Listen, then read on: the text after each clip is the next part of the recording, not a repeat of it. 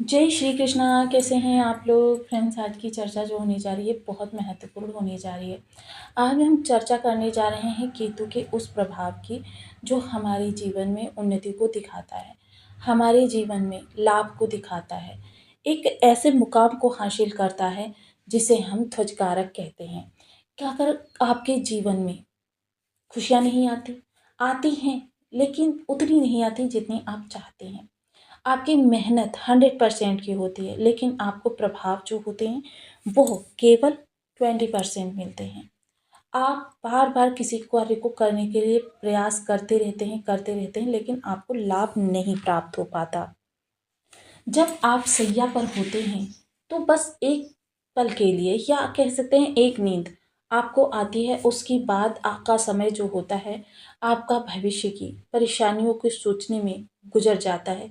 किस तरीके से आपके भविष्य का संरक्षण होगा, क्या होगा आपके भविष्य का, या फिर आपका जो वर्तमान है यह किस दिशा में जा रहा है। आप बार बार प्रयास करके भी हार क्यों जाते हैं? 100 देने के बाद भी आपको निराशा का ही सामना क्यों करना पड़ता है? इन सभी सवालों का जवाब इस वीडियो में होगा, क्योंकि आज हम चर्चा करने जा रहे हैं कि आपके जीवन में किस तरीके से रास्तों को और ज़्यादा आरामदायक बनाया जा सकता है। क्योंकि जब हमारे लिए समस्त ग्रह प्रतिकूल हो या कोई ऐसा ग्रह प्रतिकूल हो जो अपने प्रभाव को बहुत ज़्यादा विस्तार दे सकता हो, तो फिर हमारे मार्ग में कांटे ही कांटे पड़े होते हैं। और उन कांटों से बचते बचाते निकलते हुए या उन कांटों को चुनते चुनते आप कहें कि कदम दो कदम ही चल पाते हैं। और जबकि वो व्यक्ति जिसके लिए समस्त ग्रह अनुकूल हैं या वो ग्रह जो बहुत ज़्यादा प्रभावी हो वो अनुकूल है, तो वह मार्ग उसे साफ मिलता है और वो दौड़ता चला जाता है, फलता आप उसी स्थान पर रह जाते हैं और वो व्यक्ति आपकी आंखों से ओझल तक हो जाता है। तो ये प्रभाव जो होते हैं वो केतु महाराज के होते हैं, जो कि इस समय पर आपके सुख भाव में बैठे हुए हैं। हालांकि केतु को एक डिटैचमेंट वाला ग्रह भी कहा जाता है, विरक्ति कहे जाते हैं, किंतु केतु का ही प्रभाव है कि केतु ध्वज कारक प्लेनेट भी हैं। देखिए, ये आपको लोभ से, मोह से, माया से डिटैचमेंट कराते हैं।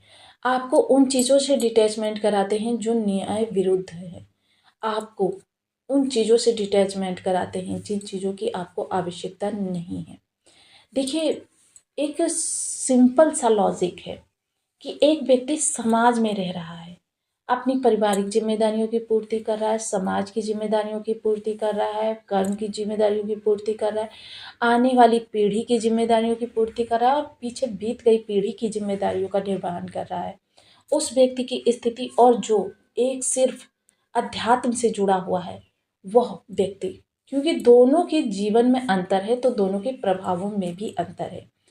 यह व्यक्ति अपनी जो ऊर्जा है उससे प्राप्त धन या जो भी चीज़ें कहें उनको इन स्थानों पर, जी भी हमने पीछे बताए हैं, बराबर बराबर बांट रहा है, डिस्ट्रीब्यूट कर रहा है। लेकिन वह व्यक्ति जो एकांत में अध्यात्म से जुड़ा हुआ है वह उस ऊर्जा के माध्यम से अपने अंदर शक्तियों को समेटे हुए है, ऐसी शक्तियों को समेटे हुए है जो सांसारिक मनुष्यों के लिए दुर्लभ है। और जब इन शक्तियों का प्रभाव सामने आता है तो आश्चर्यचकित रह जाता है जन समाज। तो यह केतु इस समय पर, जैसे कि हम सभी लोग जानते हैं, समस्त बड़े बड़े ग्रहों में फेरबदल हो रहा है। बहुत बड़े बड़े बड़े परिवर्तन इस समय पर हो रहे हैं और इन परिवर्तनों की श्रृंखला में केतु महाराज भी पीछे नहीं है। इनका भी एक विशेष युग कारक स्थान प्राप्त है। जैसे कि हम सभी लोग जानते हैं केतु को ध्वज कारक प्लेनेट कहा जाता है। अगर हम कहें कि जिन लोगों की गाड़ियों में शासन या प्रशासन की तरफ से ध्वज लगते हैं, इनकी बर्थ चार्ट में केतु सदैव ही शानदार अवस्था में मिलते हैं, क्योंकि ध्वज लगी गाड़ियां मिलना मतलब केतु बहुत ही बुलंद अवस्था में है। अब केतु इस समय पर आपके सुख भाव में बैठे हुए हैं और केतु और राहु में अगर तुलनात्मक दृष्टिकोण से देखें तो केतु सदैव शांत ही रहते हैं। राहु जो है वो षड्यंत्र, माया, छल, प्रपंच, इन सब चीज़ों से लगे हुए होते हैं, इसलिए ये ज़्यादातर अपनी ऊर्जा का हास करते हैं। लेकिन केतु इन चीज़ों को नहीं करते हैं। केतु जब अपने प्रभाव देते हैं बुलंद स्तर पर देते हैं, सन्यासी कहे जाते हैं और सन्यासी इस समय राजा बनने जा रहा है। तो हम जान सकते हैं, मान सकते हैं कि इस समय पर केतु के ज़बरदस्त प्रभाव, क्योंकि केतु इस समय पर अपने गुरु की सबसे अधिक अनुकंपा प्राप्त करने जा रहे हैं। तो बनी रहिए हमारे साथ इस वीडियो में एंड तक, बहुत कुछ जानने के लिए मिलेगा। वीडियो बहुत ज्ञानवर्धक होने वाला है। यदि आपकी लग्न में 2 नंबर बना हुआ है तो ये राशिफल आपके लिए है। यदि कुंडली में कहीं भी चंद्रमा के साथ 2 नंबर बना हुआ है तो ये राशिफल आपके लिए है। कुंडली ना होने की स्थिति में आप इसे नाम राशि से भी देख सकते हैं। यदि अभी तक आपने अपने इस चैनल को सब्सक्राइब नहीं किया तो प्लीज़ सब्सक्राइब कर लीजिए, वीडियो को लाइक कर दीजिए, चैनल को शेयर कर दीजिए। इससे होगा क्या कि हमारे आने वाले हर वीडियो की नोटिफिकेशन मिल सकेगी आपको सबसे पहले। एक प्यारा सा कमेंट करना बिल्कुल ना भूलें। कमेंट से हमें बहुत मोटिवेशन मिलता है, हौसला मिलता है और ये पता चलता है कि आप और क्या जानना चाहते हैं। केतु जो सुख भाव में बैठे हुए हैं, सुखों में वृद्धि कारक प्लेनेट, सभी के साथ, समस्त परिवार के साथ सामंजस्य रखना। देखिए इस समय यदि अपने स्वार्थ को आप ऊपर रखेंगे तो वहीं से केतु आपके लिए निगेटिव हो जाएंगे। कारण, क्योंकि केतु जो है किसी भी भाव के प्रभाव को 16 गुना विस्तार देते हैं। ये केतु का स्वभाव है। और जब आप धर्म के विरुद्ध, न्याय के विरुद्ध कार्य करने लगते हैं तो वहीं से केतु का जो ये विस्तार है वो निगेटिव रूप ले लेता है। आप चाहे जितना भी प्रयास करें, जितना भी छल प्रपंच करें, समझ लीजिए कि केतु के प्रभाव वहाँ से आपके लिए निगेटिव हो चुके हैं। आपको बड़ी बड़ी परेशानियों का सामना करना पड़ेगा। आपके सामने बड़े बड़े रोड़े उपस्थित होंगे जिनको हटाना भी आपके लिए संभव नहीं होगा। केतु जो हैं एक शांत सौम्य प्लेनेट कहे जाते हैं और केतु को न्याय की परंपरा से बिल्कुल भी इगत जाना अच्छा नहीं लगता। ऐसे में माता की सेवा करना, परिवार के साथ सामंजस्य से रहना। ऐसे में आप अगर भूमि, भवन, वाहन भी खरीदना चाहेंगे तो आपको ये सोचकर नहीं खरीदना है मैं स्वयं के लिए खरीद रहा हूँ।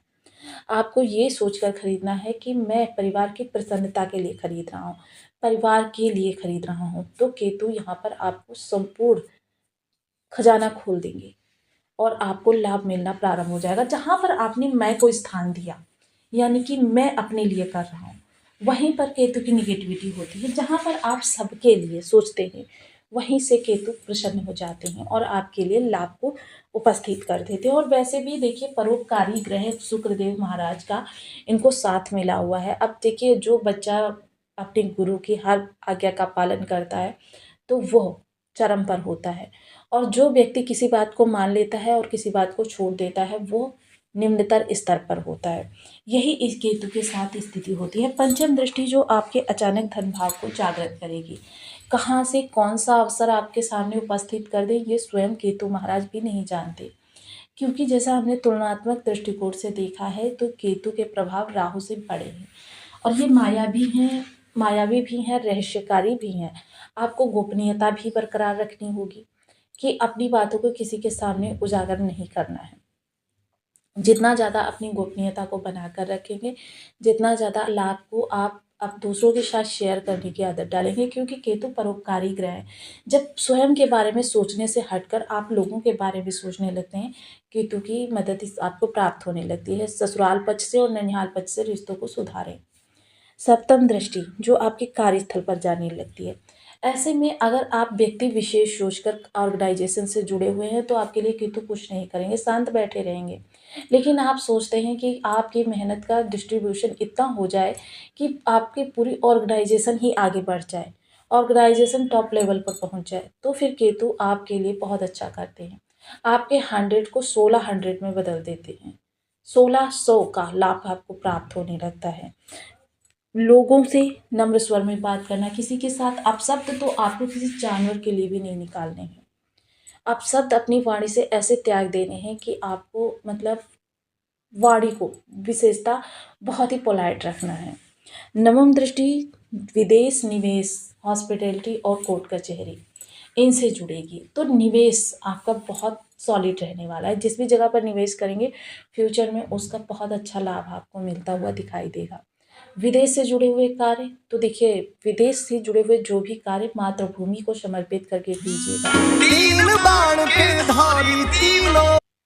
आपके संघर्षों को केतु तभी समाप्त करते हैं जब आप दूसरों के लिए सोचना आरंभ करते हैं। जब तक आप अपने बारे में सोचते रहते हैं, मैं, मेरे बच्चे और मेरी वाइफ़ इतना सोचते रहते हैं, वहाँ पर केतु की नेगेटिविटी रहती है, क्योंकि ये द्वादश भाव मोक्ष का स्थान होता है और मोक्ष का स्थान होने के साथ-साथ यहाँ से आपकी समस्याओं का निवारण भी होता है और आपको निवारण चाहिए तो आपको तुरंत के तुरंत इस आदत को छोड़ देना है कि सेल्फ केंद्रित नहीं रहना है। आपको परोपकार के बारे में सोचना है।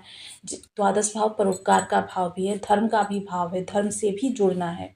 एक चीज़ और आप जान लीजिए कि केतु के प्रभाव उन लोगों के लिए बहुत सॉलिड होते हैं जो 40 प्लस होते हैं, क्योंकि देखिए जब 40 प्लस व्यक्ति हो जाता है 42 के बाद में, तो केतु के प्रभाव 80% हो जाते हैं आपके लिए, क्योंकि इस समय आपको परिवार के स्नेह सम्मान की सबसे ज़्यादा ज़रूरत होती है। ऐसे में व्यक्ति को जितना ज़्यादा अपनों से स्नेह चाहिए होता है, उतना उसे परोपकार से जोड़ना होता है, क्योंकि 42 के बाद 80% केतु का प्रभाव होता है, शेष 20% में अन्य समस्त ग्रह आ जाते हैं। इस चीज़ को ध्यान करके ही आप कार्य करें। केतु के लिए ओम केम केतवे नमः इस बीज मंत्र का आप जितना संभव हो सके उतना ज़्यादा जप करें। साथ ही साथ देखिए, कुत्तों को भोजन कराना, आप कुत्तों को कुछ भी खिला सकते हैं, नियमित रूप से खिलाएं। एक तो आपके शत्रु दमन होते रहेंगे, दूसरा क्या होगा, आपके केतु अच्छे होंगे। तीसरा क्या है कि आपको देखिए, अंग भंग लोग या अभावग्रस्त लोग, ऐसे लोग, देखिए दान का एक विधान होता है, ऐसे लोगों को आपको भोजन कराना है जो लोग आपको कभी रिटर्न ना कर सकें, ना ही शारीरिक श्रम के द्वारा, ना ही आपको किसी प्रशंसा के द्वारा, किसी भी तरीके से आपका रिटर्न ना कर सकें। ऐसे लोगों के लिए केतु बहुत शानदार प्रभाव प्रदान करते हैं। केतु जो होते हैं वो आपके जीवन में वृद्धि को दिखाते हैं और यह वृद्धि आपके जीवन को ऊंचाई तक ले जाने का कार्य करती है। अपने घर की ध्वजा पर, छत पर 2 रंग की, कोई भी 2 रंग ले लीजिए, जय माता दी लिखा ले